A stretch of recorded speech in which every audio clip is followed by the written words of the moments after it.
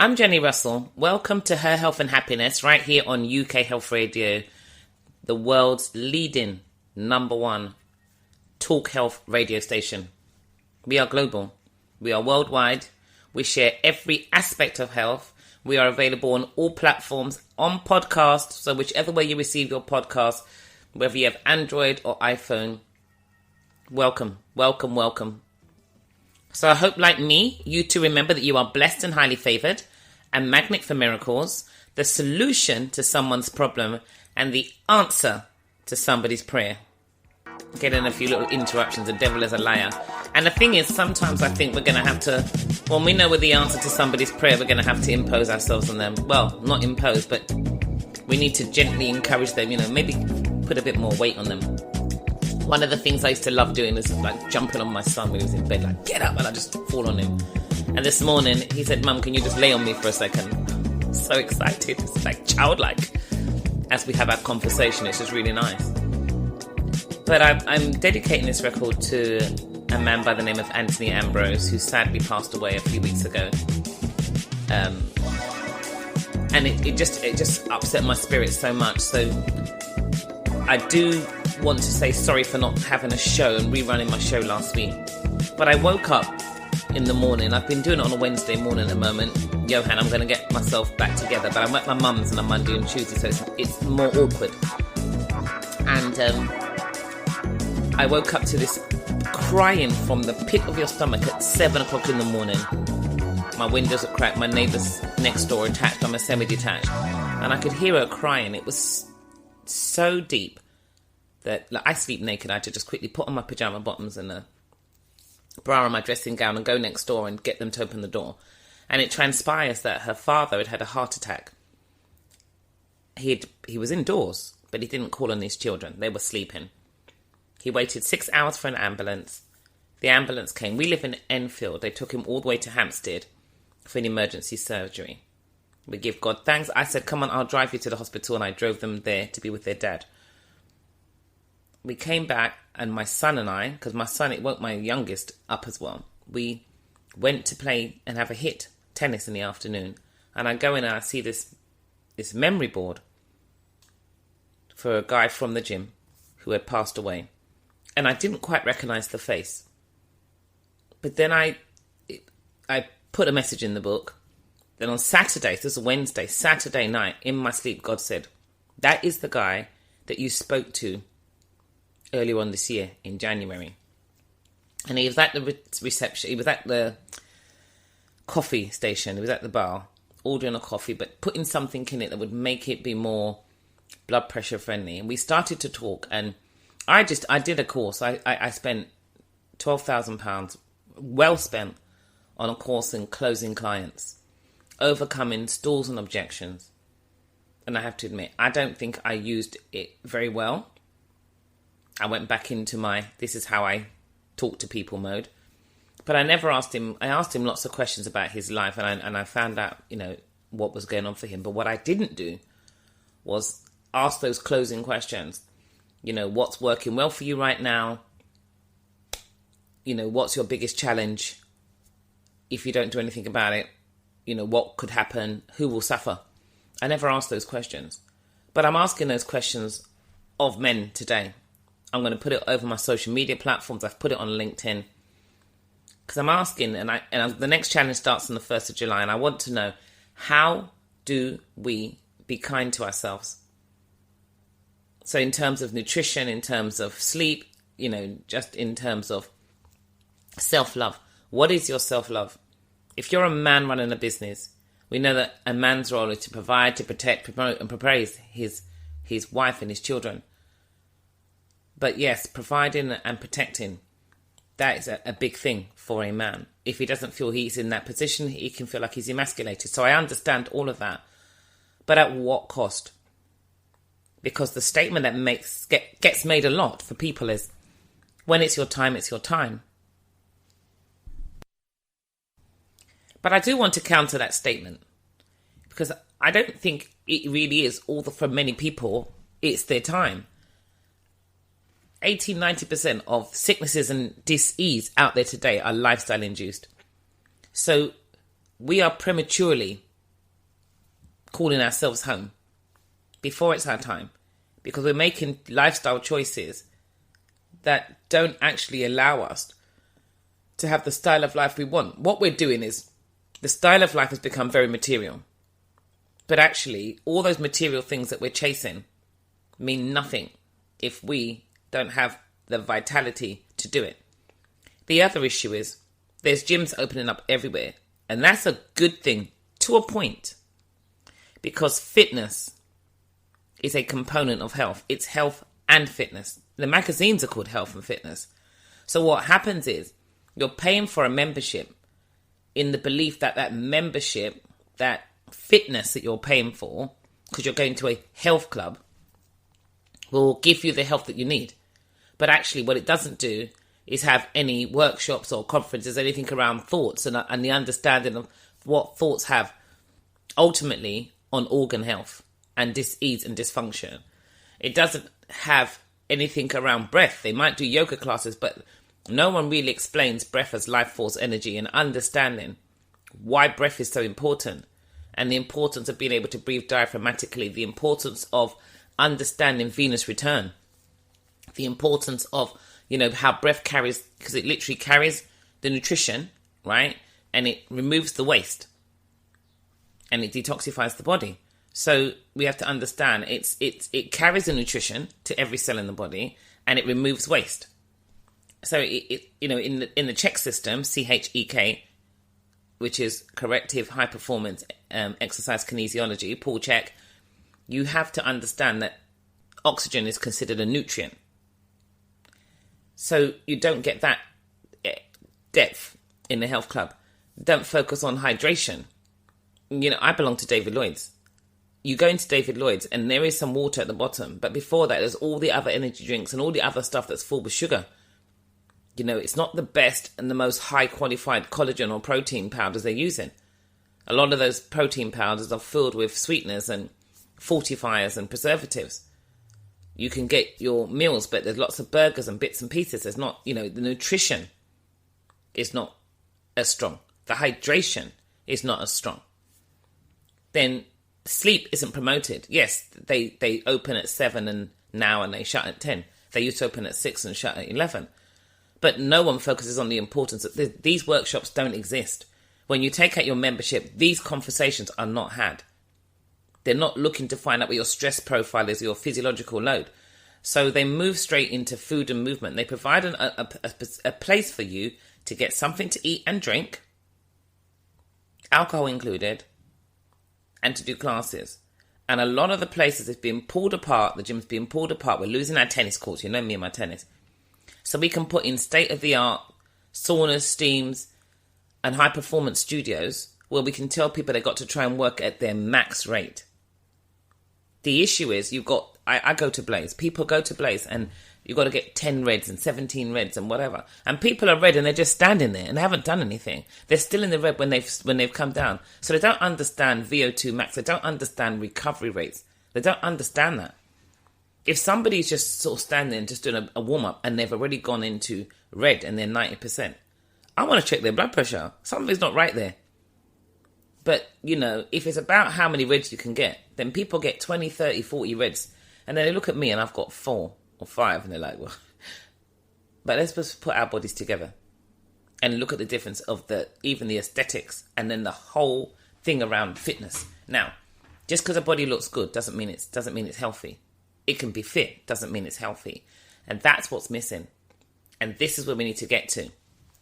So when I do the 60-day optimizing health challenge, it's about understanding those principles and social interaction and understanding the implications for them, being able to dig a bit deeper into your physiological load and understand where you need to start and highlight what your mandatory changes should be. That's what you need. That is not in a standard class. And it's done online, so it doesn't matter wherever you are in the world. This challenge is done online. The challenge is the mindset. Are you ready to make a shift towards optimizing your health so that you can optimize the longevity of your life and the style of life you want? There's nothing wrong with the material gains, as long as you have the vitality to enjoy them, and as long as you don't sacrifice your health for them, because many times, you leave them behind for somebody else when they really, if they've got the choice between the material and you, they're going to choose you. This young man leaves a 2-year-old daughter. I guarantee she's going to choose her daddy over what he could provide. We have got to make different changes. We have to. Because our life depends on it. Our life literally depends on our choices. So let's make choices that lift us up. And also, there's a statement that one of my clients said to me that she'd heard. You can change the people around you, or you can change the people around you. You can do it. It's a double statement. It's the same statement. You can change the people around you by your choices, by your actions. You can be the influence they need to make better choices for themselves. Or you can change the people around you who want to pull you down and tell you don't need to go over here. You can do that. There's lots of information out there from lots of people telling you to try this, try that, try this, try that. But if you're not assessing, you're guessing. And your health needs to be too important to guess with. Anyway, that said, today I'm so blessed because I had a wonderful interview with Kate Silverton. So I'm going to play that in a moment. We talked about parents worrying about whether their children are going to grow up shy and why shy is not to be labelled in a bad way. And I spoke to Frankie Spence about air, Jackon-Spence about air quality and understanding again air quality, oxygen, life force energy. So let's play a trail. Let's listen to beautiful, beautiful Kate Silverton, and then we'll listen to UK Health Radio, the station that makes you feel good.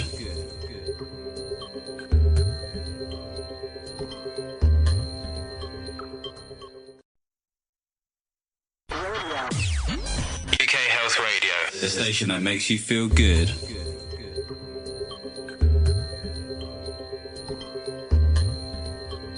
Are you a parent that worries about your child growing up shy and lacking confidence? And is confidence for you what you recognise as a fundamental characteristic for your child?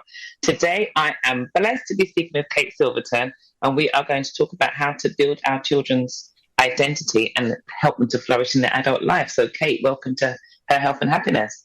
Thank you for having me. It's lovely to be here. No, it's my pleasure. Do you know, it's really weird because, you said, like, thinking of as an old girl now, right? I'm an old girl. So I'm trying to think that when I was younger, what did I think of or what did I worry about in terms of my son's ability to grow up? And he got on really well with adults, but he was really shy around his own peer group. And what age was he when you say he was shy? Or did it go throughout? I think it was more, through nursery school and into secondary school. Mm-hmm. But as a result, he got bullied. He was a tiny child, so he used to get bullied a lot. Oh. So Elaine came bulldozer mother. Get on my child.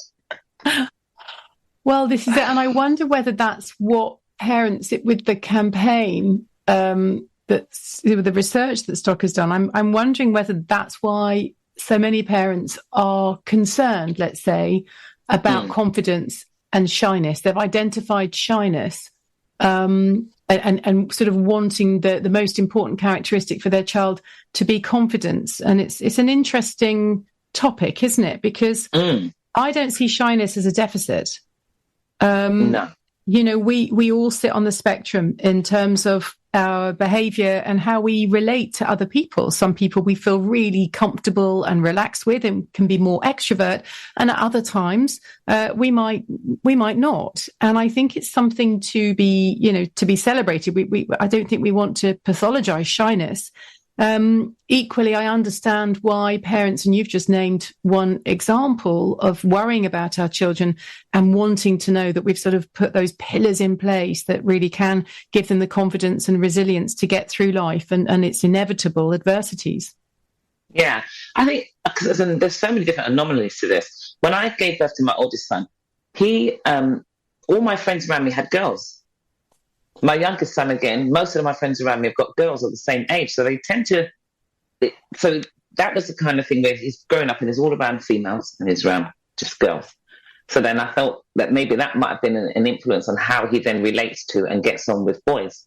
And I find it's a very similar thing with the youngest one. And both of them, we tend to do a lot of things together. So maybe because they're always in more adult company, and I don't exclude them from a lot of things, they then tend to find that with that peer group, they feel really comfortable. I remember my sister saying she used to take my mum and my son away, and she'd go on holidays, and she'd like, well, we went away, Jordan's 12, and these teachers from Liverpool were just like, they just loved him, and every day they're talking to him. And when he was leaving on the last day, they came and knocked on the door to say goodbye to Jordan.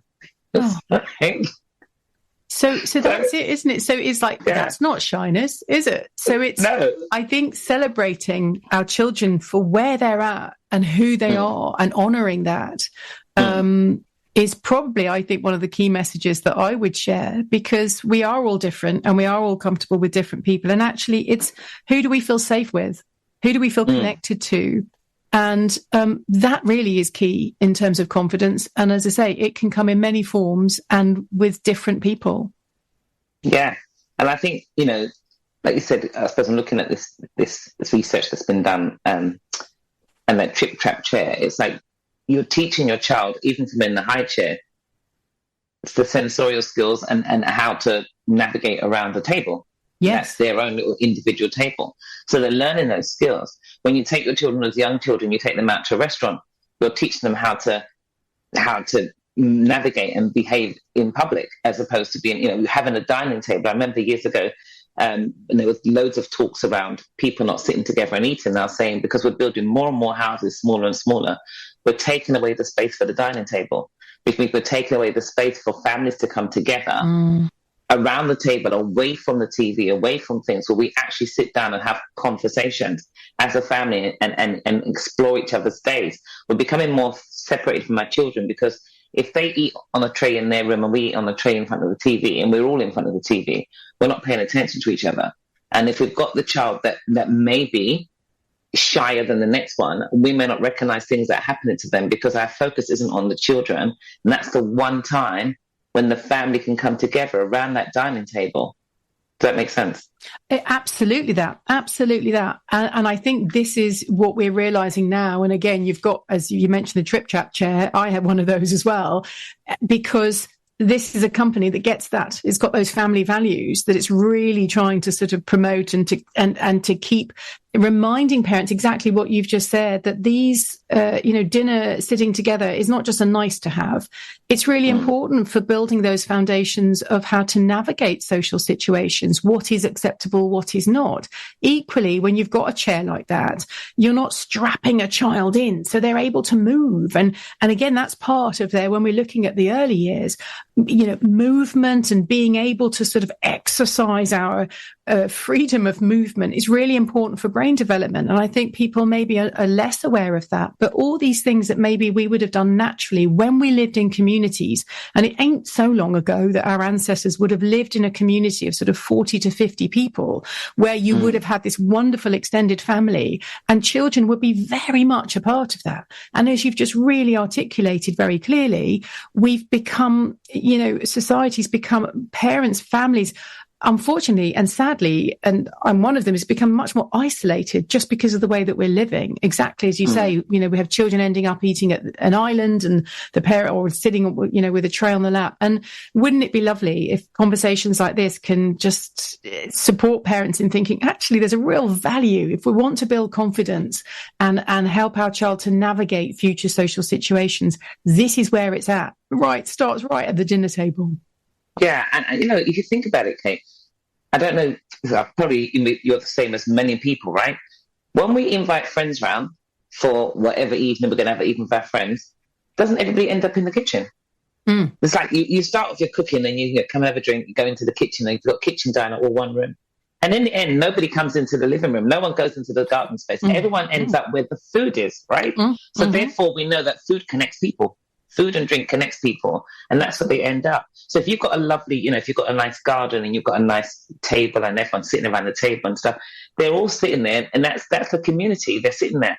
But we don't realise that we do that when we have mates over or friends over or have a party or a barbecue. But then in our everyday life, we do the complete opposite. Yes. We don't use the dining table. We don't commune around the table. But yet still everyone gets together around that table. I remember years ago, my friends, they have the things for Valentine's Day. There was, in one of the card shops, they had this thing hanging from the ceiling, a massive, massive poster for Valentine's Day. It was off black and white, when it's that sort of grey brownie. But it had a lovely red umbrella and it was tilted backwards, and you just saw the legs of a couple walking, and it was Saturday the 4th, and the hearts were 3D, so they were sticking out. At the end of the day, we'd gone in to get some cards. I asked for that and they gave it. I still got it. So I drilled holes in my ceiling and I hung it in my front room here. I hung it up, and I had 4 girlfriends come around, and we spent the whole evening. I should have hung it in the dining room, because none of us came there. Oh, that's really beautiful. That looks really great. Then we went into the dining room. Nobody came back. So I always remember that. It always sticks in my head that should have been put over the dining table, because that's where we stay for the rest of the evening. Yeah. We just stayed in there. Once we sat down and we started to eat and we got the drinks out, we just didn't. We put them. I've got music in there. That was it. We had food, drink, and music. Nobody came back into the living room. That's such a wonderful observation? I think everyone can relate to that. It's crazy, isn't it? So what are the suggestions that are being made then for the parent? Because again, like you said, you don't want to vilify people and think, you're making your child shy. And shyness, it may be that the child is not so much shy, but they're a person that actually likes to sit back and observe. Maybe they are quick to listen, slow to speak. Yeah. Well, listen, I think that's extremely important. I remember when my little girl was 2 and walking her around to a neighbour who's a child psychotherapist, and Clemency sort of didn't, I said, and as you do, so, go on, shake hands or whatever, nonsense. I said, shake hands, say hello. And she didn't want to. She clung to me, and she probably was a bit older than 2. But, and I was, I was a bit uncomfortable. And I thought, oh gosh, as you do as a new parent, thinking, I'm raising my child not to be polite. And this child therapist, she said to me, she's a good friend now, and she put her hand on my arm and she said, my dear, she said, that's not her problem, it's yours. She said, you're clearly an extrovert, and let her be her. Yeah. She's meant to be shy at this age. And it was a really important lesson. Of course, now as a child therapist myself, I see that. And I think I want to just say to parents, don't worry, because if your child is clinging to your leg, it's just that's fear. It's actually not shyness. And that fear is natural. Our brains under the age of 3 are designed for survival. And who better to ensure our survival than the primary carer? And so therefore, to sort of force our children to suddenly go out and shake hands with, Tom, Dick and Harry up the road is actually that's on us. That's about our stuff and probably our parents' stuff of how we should behave. So I think in some ways, and looking at the research, actually, we can see how things are changing. It used to be, I think there's a figure in here that sort of says 86% of people say that their parents never apologized to them if they got things wrong, as in if the parent got things wrong and then apologized. Whereas many, many more parents now are saying, well, we would apologize to our children. You think, well, absolutely. Why wouldn't we apologize if we accuse our children of doing something and then we get that wrong? Why would we not apologize? Because that surely is modeling the behavior that we want to see in our children. If we make a mistake, we should be able to say a genuine I'm sorry. And if parents can't do it with their children, then we're not really modelling the behaviour that we want to see. So I do think actually, cut a lot of parents some slack, but also just remind ourselves that, let's not, I think society sort of tended to pathologise introversion and see extroversion as the only way to be. But actually, no, there's a huge value. And I think, shyness is absolutely not a deficit. In fact, I think it's a lovely quality just to sit back and be discerning and asking questions rather than sort of, me. Yeah. I say that as an extrovert, by the way. I'm an extrovert too, so excuse me, I'm an extrovert too. But, the funny thing is, I think sometimes in that example you've just given as well, sometimes of all the extroverts, all me, the introvert stands out because you suddenly realise there's one person that's just not making as much noise. Yes. And sometimes you gravitate towards that as well. So, and there's a strength in that. There's a huge strength in that. My husband is an introvert, and yet when he speaks, everybody listens. And it's wonderful to behold, and I think actually it can convey that someone has such a strong sense of self that they're able to sit and hold that space. I mean, I've become a lot better at holding the space. I have to with my training now. But, before it was, I think sometimes we can dive in and fill the space unnecessarily. So it's nice to be able to reflect on that balance. I think it's lovely what this research is perhaps revealing. That's right. And I think you touched on something really important there as well earlier on. You said about, your child clinging to your leg and shaking the hand. So even those sensorial skills, because it depends on how you brought up. My son went to Montessori school. He knew that. But when he came out and extended his hand, well, we live here in working class. My neighbours are like, what's wrong with that child? Why is he going, hi, I'm Jordan Reese. Nice to meet you. They're just like, what are you doing? You're a child. Hello, child. So that's totally different. But also, I was a single parent, right? So, and I used to compete. When I had my son, I was competing, Britain's Fittest Woman. So my son was in that arena. I took him into that arena. Whenever I won the medals, and I'm the record holder in the event, I won the gold, 3 golds, 4 silvers, bronze. Congrats. And every time I won, I put the medals on my son.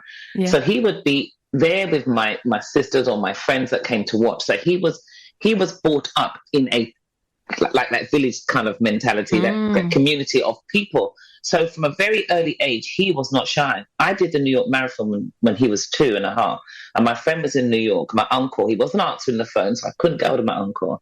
And my friend was supposed to look after him. And the night before the marathon, she said, I'm not doing that, I'm not coming. I was so distressed, Kate. And I've got this child here. I've come over here. I've been sponsored to come. How am I supposed to go home and tell people I didn't run the marathon, didn't get a babysitter? And I went with Get Kids Going, and we'd gone and done this. So we got there on the Thursday, the race was the Sunday. We met up, and then we did this race on the Saturday. So I met the other people that were doing it for the same charity. There was one family there, a guy, his wife, and his daughter. And the host who was from Get Kids Going, he said, I can't get you to start at the beginning because I have to go and do some stuff, but I'll get you at the 3-mile mark. And I said, no. At 6:30 in the morning, long story, sorry, the husband came and said, my wife and daughter will look after your child. And I left my son with 2 complete strangers who I just met 2 days before. But because of, and I'm a child of God, so I know God knows how he sets things up. Because I brought him up to be around people all the time, because of what I used to do, because I was an athlete, it was very easy for me to leave him with these people. And I never had to worry about him. And he wasn't a clingy child that wouldn't go to people because he was used to it from a child. So again, it was weird that he became shy because he was so exposed, right? So I think that those different dynamics as to how our children are brought up, as to how they turn out. But I suppose the most confidence that we can put in our children is that we love them and that we believe in them. And whatever they want to do, we're there behind them as their biggest cheerleaders, supporting them. That's where I think their confidence comes from, how we talk to them, how we interact with them, and how we let them know that they are the most precious things that we have. That's where the confidence comes. Amen to that. We model the behaviour that we want to see. And as you say, if we show our children that we have faith in them and are there alongside, resilience comes from when we experience adversity, is having an emotionally available adult alongside. And clearly that's what you've done with your children. And I think for parents also never to not to worry that actually challenge and adversity, we can help our children to come through pretty much anything, I would say. And in fact, in the rupture, as long as we repair, whatever that might be, whether it's a sort of short period away from them or whatever, it's in that sort of, she's back and here I am and the world is okay and we're all okay. And it builds resilience for the next time and the next time. Children can't get there alone. And I think that's really important to stress, that if children are left, in a situation that is overwhelming and that they then can't be helped to come through with another emotionally available adult, that's when we want to sort of be really mindful. Clearly, you think through, and, parents do this. And as I say, I love that story of kind of, if your child sees the people as safe, if you've had that relationship build up, that there is a sense of mummy's coming back. And for brief periods like that, and there is, even if there is a rupture, that there's a repair, and that does build resilience. So, we're all learning. The neuroscience teaches us an awful lot. But actually, as you say, we come back to its relationships, its connection. It's all children simply need is to feel loved, to feel safe, and to feel understood. Amen. So, I could talk to you all day. So where can people go to get more information? Well, they can go to Stocker's website, which has got all this lovely research and also these brilliant sort of products. And I'm not here to plug products, but I'll explain why I mentioned that. So stocker.com, www.stocker.com, STOKKE. But there are, why I don't align myself commercially with companies, but Stocker's one of those that, when they reached out, I was really happy because I've used their products, the Trip Trap chair for one, and their pram, the Explore X, is a parent facing. And again, that's something that we've gone away from with the pram facing out. Well, actually, the biggest and most brilliant toy for a child under 3 is the parent's face. So for prams, I would love to see more prams being made where the baby is looking at mum or dad, the primary carer's face, because every little glimmer, every little smile, every little frown, every little, coo is actually building up the neural connections that really are fundamental if we want good future mental health. So it's that critical, and that's why I'm involved. And I give my book a plug, if I might, which is called There's No Such Thing as Naughty, which is all about this neuroscience and all the things that can really support parents. And actually, do you know what I'm passionate about is saying that we've got this amazing neuroscience that Stock is looking at, that I've done that I've done in my research for the book, but ultimately it comes back to what you and I know and have been lucky enough to have with our family, the wider family, the extended family, and the generations before, that actually when we have that, we can start going back to our lovely atavistic, our ancestors' wisdom that they've passed down to us, and that we can now tune into that much more intuitively. So use the modern science to back up what our ancestors knew, which is, again, as we've just been saying, in the relationship, in the connection with our children. Exactly. There's nothing new under the sun. Kate, where can we find you on social media? How can we find you? I need to follow you. Thank you. Well, do you know, I've just followed you because I'm like, if I can get a body laughable, but I'm 53 now and I'm just about to go off on holiday for the first time, and I've taken a bikini, so hilariously. So I'm a bit late. I need to tap you up. But I'm at Kate Silverton on Instagram, and I do a little bit of Twitter.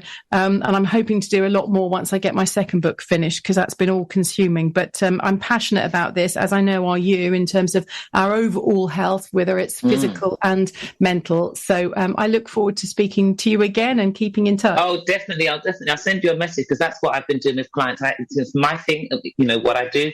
I transform lives and save relationships. I help others help themselves. Well, Jenni, can I just throw in one last one? Where were you? Where were you, right, when I was doing Strictly, 48, having just had 2 children, very young, when I was in my 40s, and Aliash was getting me to do scissor kicks. Where were you for my pelvic floor? Can you imagine the mortification? I needed you. Don't worry. I was doing these scissor kicks. We're going to do something for new women. We'll do something for women coming after. It's never too late. You're fabulous after 50. We're going to talk. Enjoy that holiday. Yeah, thanks, darling. Even better. Yeah? Take care. Thanks so much. Bye-bye. UK Health Radio, the station that makes you feel good.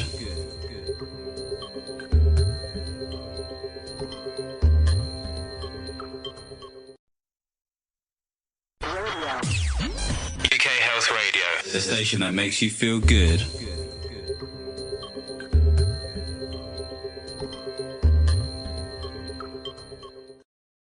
This is why I love this job, because I get the opportunity to have some fantastic conversations. And Kate and I got on so well. So I'm very, very happy about that. And I do hope that made sense to you, and that the information that was shared there will help you, because, shyness is not something to worry about. It can also be a strength, and we have to understand that. And sometimes, as I said, sometimes the introvert may stand out in a crowd of extroverts just because they do. The light can shine on them. But when they speak, as she said, when her husband speaks, it's, it's something special to behold. And that's really nice, because you don't have to be right in the middle. But sometimes, he says, let your light shine. that men will see your glory and glorify your Father in heaven. You don't have to believe either, but this is how I see it as well. But God knows how to use people. We're all different people. But once we can encourage our children, once we love our children, once we can get them to that point, we can get them across the finishing line, and life will be really good for them. Now let's just talk about life force energy, because we're going to run out of time. Are you aware of what constitutes the pollution in your home? Are you aware of what is in your air? Or are you really a, inverted commas, airhead when it comes to indoor pollution? Today, I'm blessed to be speaking with Dr. Frankie Jackon-Spence, NHS doctor and TB doctor, and we're going to discuss just exactly what these things are. So, Dr. Frankie, welcome to Her Health and Happiness. Thank you for having me. Oh, it's my pleasure. It's my pleasure. So, the thing is, really, we think about air pollution, and I suppose we just think about things being external, as in outside of our house. You know, we don't really think about air pollution within our house, especially if we're tidy people. We just don't think there's air pollution. So what are the top 10 things? Yeah, you've really hit the nail on the head there. Most of us, when we think of air pollution, think of pollutants on the outside, so fumes from transport like cars and trains, or burning fossil fuels. But this new research commissioned by Dyson showed that in over 2,000 adults, 39% of us feel like as long as our home feels clean, we assume there's no air pollution. And whilst opening a window or a door could actually be letting in some pollutants from the outside into your home, there's actually sources of pollution from inside the home as well that we need to be more aware of. Okay. Yeah, lots of us like to fragrance our homes with candles or diffusers and those kinds of things, and they can all release pollutants. But also the other products we use, like the aerosol cans in deodorants or hairsprays, cleaning products we use can also release pollutant particles into the air. And some that I wasn't aware of until I started working with Dyson on this is that there's fumes that can be released from things that we decorate our homes with. So the paint we use on the wall, or wallpapers, varnishes, even furniture like wood furniture or laminate Polish. flooring. Exactly. Laminate flooring is a big one. It can keep releasing pollutant particles over a long period of time. So I think whilst lots of us are aware of what's going on the outside of our home, this new research is really interesting with regards to pollutants inside the home. So what I was going to pick you up on one thing there, Dr. Frankie. So what you're basically saying, right, is that the laminate has come out because not everyone can afford to buy real wood flooring. So they may buy a cheaper alternative to real wood flooring at the expense of pollutants that are actually being released from that flooring, not realizing it. Yeah, there's lots of sources. That's one of them. But yes, obviously things like that, people have kind of less control over what they can afford. But there are some swaps we can make that are more affordable. Things like swapping your deodorant to a roll-on rather than aerosol can, or picking a more eco-friendly or natural candle or cleaning product. So, whilst I'm not expecting everyone to completely overhaul the way they live and what they use in their home, there are some simple swaps and just need to be slightly more aware. Yeah, from a long, long time ago, I've told my family as well, and my clients that, we don't need antiperspirant. So I always use roll-on. I use Green People. So I use eco-friendly. I use Ecova. So I use all Ecova products. The issue, I think, for some of them is that obviously they haven't got some of the detergents and stuff in them. So for some people, they don't feel that they clean as well. But the difference is they don't have those. It's those extras that actually are the pollutants that are missing. So it's like 6 of one and half a dozen of another. Does that make sense? A simple swap I made in my home is when I'm cleaning my kitchen surfaces, I would typically use a spray. So I would put the cleaning product onto the surfaces with a spray, and therefore some is being released into the air. Whereas now I would use a wipe or a cloth. And so whilst it's the same product, it's kind of releasing less into the atmosphere. So that kind of swap is also suitable. Yeah, and I think also for people with animals, I suppose they're not really aware of the pollutants that animals can release, like the dog hairs and stuff as well. Yeah, so pollution from dogs and pets is slightly different in the sense that they are more allergens rather than pollutants. So when we think about what's going on in our air, people who are allergy sufferers, particularly at this time of year when it's pollen season, are very aware of kind of opening the windows because it lets the pollen in. Pets can also bring pollen in from the outside. That doesn't cause the same kind of damage to your health over the long term. What it does do is if you are an allergy sufferer, it may trigger an exacerbation of those symptoms. Yeah. I think that the thing is for I suppose if you look at pollen, it's quite hard. That's quite a hard one because like my youngest, he struggles with hay fever. And so he doesn't want to open his window. And a lot of people seem to have been suffering from hay fever very early this year, like already suffering. So that, I've got one of my clients, her eyes are just blown up like balloons, but they don't want to open the windows. They don't want to go outside, but that's not also a way to be. And I suppose, for what would be interesting is to find out what things in the house can also exacerbate or mimic hay fever symptoms. Are there things that can do that? So all of the sources of air pollution I mentioned, they can cause similar symptoms to hay fever. So the allergy symptoms, particularly coughing, sneezing and shortness of breath. However, for many people, it won't actually be an allergy. It could actually be exacerbation of respiratory symptoms from the air pollution itself. In the report, I think it was about 25% of people report that someone in their house is prone to regular coughing and sneezing without a known source. Yeah. And it's, emerging that air pollution may be contributing to that. I think what you picked up, something you mentioned there is about how many of us kind of open a window to let in the fresh air. Particularly something I've become aware of living in a city is that I open my window and the air I'm letting in isn't so fresh. And so it's important to me to kind of reduce the air pollution within my home in different ways. One of them also being using an air purifier. But again, as I mentioned, reducing the source of pollution that are created inside the home as well. And I mean, for me, I have the original Dyson air conditioner, the air cooler, and it heats as well. No, I've got the one that can actually give you hot air and be a air conditioner at the same time. So you be air conditioning cold for the summer and heat for the winter, and they're not the cheapest things, right? And it works really well. But I spoke to somebody from Dyson last year and they told me they've got an amazing air purifier, which I think also does the air conditioning and the heat. But, it's an investment. But if you are a person that's struggling with like asthma or any respiratory issue, then that's an investment worth making, is it not? Absolutely. Like you said, it is an investment and they work for many years. But something else is that, this isn't something that just affects people who are asthma sufferers or those with respiratory diseases. Actually, this can affect all of us, even if we're currently in perfect health.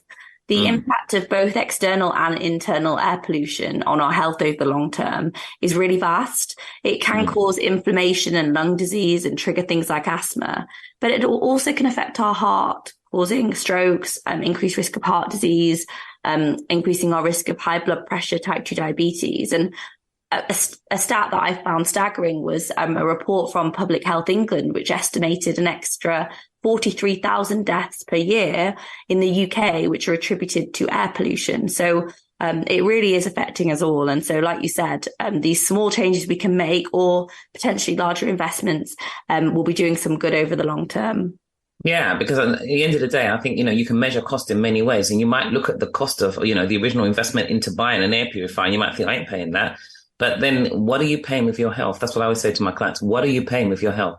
What is it actually costing your health?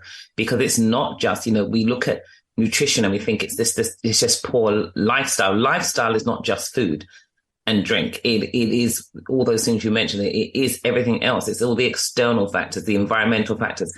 They play a major part. And I think many people overlook that.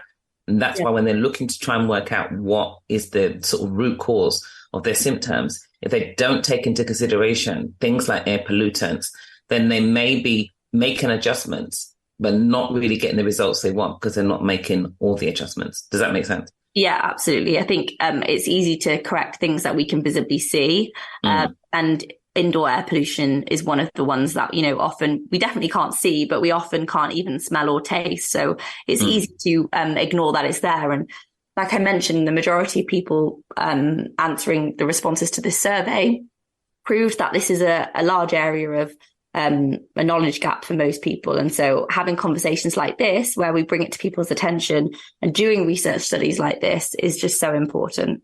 Amen. So where can people go to get more information?